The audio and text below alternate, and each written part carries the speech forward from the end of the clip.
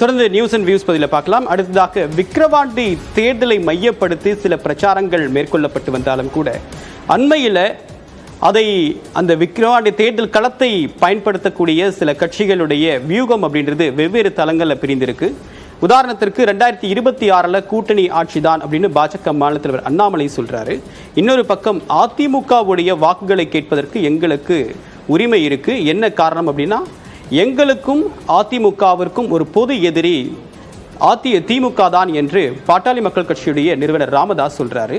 இந்த ரெண்டு கருத்துக்களும் விக்கிரவாண்டி தேர்தல் களத்தில் எதிரொலிச்சாலும் இது ஒரு கோ இன்சிடென்ஸ் ஆகுது. 2026 தேர்தலுக்கு என்ன காரணம் அப்படின்னு பார்க்கும்போது, மக்களவை தேர்தலில் பார்ட்டிகளுடைய அலையன்ஸ் ஸ்ட்ராட்டஜி அப்படின்றது 2026 வரைக்கும் நீடிக்குமா அப்படின்ற ஒரு கேள்வி எழுந்த நிலையில் அண்ணாமலையுடைய நேற்றைய பேச்சு அப்படின்றது 2026 பாஜக தலைமையில் தான் ஒரு கூட்டணியா அப்படின்ற ஒரு கேள்வியை மீண்டும் எழுப்ப தோணுது.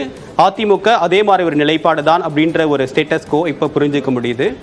இதில் அண்ணாமலை நேரடியாக அதிமுக மீது ஒரு விமர்சனத்தை முன்வைக்கிறாரு. அவர்கள் தேர்தலை புறக்கணித்ததற்கான காரணமே திமுக வெற்றி பெற வேண்டும் அப்படின்ற ஒரு உள்நோக்கத்தோடு தான் அவங்க தேர்தலை புறக்கணிச்சிருக்காங்க. அதிமுக ஒரு அழிவின் பாதையில் இருக்கு, அதுக்கு மிக முக்கியமான காரணம் ஜெயக்குமார் தான் அப்படின்ற நேரடியான விமர்சனத்தையும் அவர் முன்வைச்சிருக்காரு.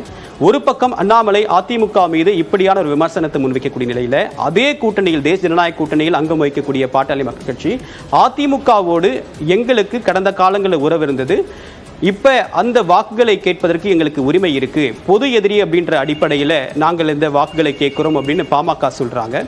இப்படி இருக்கக்கூடிய நிலையில் அந்த பகுதியில் இருக்கக்கூடிய வாக்காளர்கள் என்ன நினைக்க போறாங்க அப்படின்றதான் மிக முக்கியமான கேள்வி. ஏனென்றால் விக்கிரவாண்டி அப்படின்றது பாமக ஒரு கணிசமான செல்வாக்கு மிக்க ஒரு தொகுதி.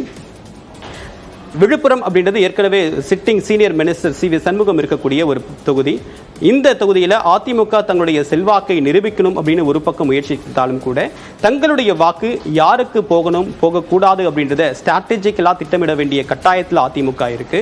ஸோ வெற்றி வேணும் அப்படின்னா அதிமுகவுடைய வாக்குகள் தான் அதை உறுதி செய்யும் அப்படின்றதுல பாமகவும் சரி அதிமுகவும் சரி அப்படின்றது ரொம்ப ரெண்டு பேருமே ஒருமித்த புள்ளியில் இணைகிறாங்க. ஆனால் பாமகவுக்கு அதிமுக தங்களுடைய வாக்களை விட்டு கொடுக்குமா, அந்த அக்செப்டன்ஸு அதிமுக வாக்காளர்கள் மத்தியில் இருக்குமா அப்படின்றது ஒரு மிக முக்கியமான கேள்வி. ஸோ வரக்கூடிய தேர்தல் தான் இந்த முடிவுக்கு அப்படின்றது நமக்கு விடை அளிக்கும். ஆனால் அந்த விடை அப்படின்றது 2026 சட்டமன்ற தேர்தலுக்கு புதிய கேள்வியை எழுப்பும் அப்படின்றதும் மறுக்க முடியாது. இதுதான் இன்னைக்கு நம்ம நியூஸ் அண்ட் வியூஸ் பதில் பார்த்த 4 பிரதான செய்திகள். ஒரு சிறு இடைவேளைக்கு பிறகு மற்ற செய்திகள் தொடரும்.